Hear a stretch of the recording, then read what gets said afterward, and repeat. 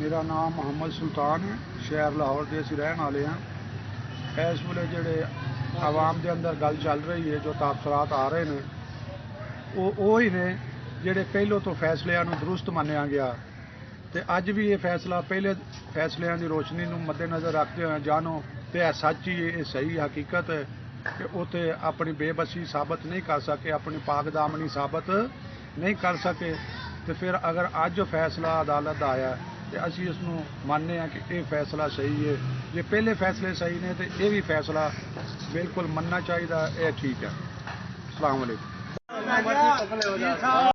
इमरान खान के खिलाफ जो फैसला इलैक्शन कमीशन दिता बिल्कुल गलत है। इनू असी भी नहीं मानते, साडा सियासत कोई नहीं मानती, पूरी कौम नहीं मानती। और मेरा मतलब जिन्ना ये पहला बंदा वे जड़ा कि इन्होंने उठिया है, इन्हें सारिਆਂ ਨੂੰ ਪੁੱਛਿਆ भी करप्शन मतलब क्यों करते हो, आप सारा पैसा लुट के बाहर लै गए। जो पाकिस्तान बैठा पाकिस्तान की गल करता है, उन्होंने मतलब विचों कंडा कढ़ना चाहते था, लेकिन अवाम इस मतलब फैसले रद्द कर चुकी है। और ना असीं मन्नांगे ना मनन देंगे किसी तू यार है सारे सूबियां दा, तू यार है सारे सूबियां दा, तेरे नां दे डंगे वजदे ने। ए मूंह देखी तारीफ नहीं, सानू यार तेरे जे सजदे ने।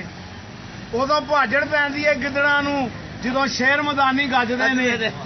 तू मनन वाला 5 तन दा, रब राखा तेरी आन दा, अज निकलिया विच मैदान दे जिवें कप्तान पाकिस्तान दा। फैयाज अहमद ताजपुरा स्कीम बाबरी पार्क से मैं बात कर रहा हूँ।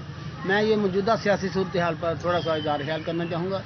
ये जो चीफ इलेक्शन कमीशन ने फैसला दिया इमरान खान के खिलाफ, मैं ये समझता हूँ ये फैसला एक प्री प्लान फैसला है। ये कोई इन्होंने आज से नहीं किया हुआ था प्लान, ये पहले का प्लान था कि इमरान खान को बेबुनियाद बातों पे नाहिल कर दिया जाए, ताकि इमरान खान और नवाज शरीफ का जो केस है ना एक लेवल हो जाए। फिर उन्हें यह कहा जाए कि जैसे इमरान खान नाहिल से आहिल हो सकता है, इस तरह हमारे पापा नवाज शरीफ क्यों नहीं आहिल हो सकते। ये दोनों बातों को उन्होंने मिलाया है।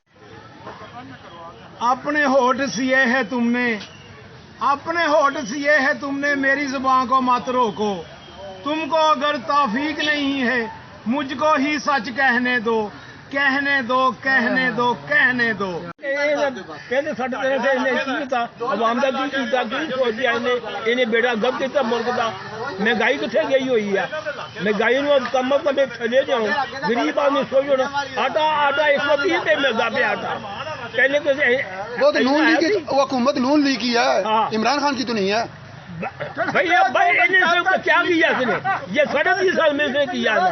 महंगाई तो ये लेकर गया है ना, महंगाई इसने किया ज्यादा 3.5 साल में। पहली दिन महंगाई नहीं, लेकिन ये 4 महीने में जो महंगाई हुई है, 4 महीने पहले नहीं हुई थी, ये 4 महीने में नहीं है, ये 3.5 साल में महंगाई है। हाँ 3 साल कोरोना खा गया।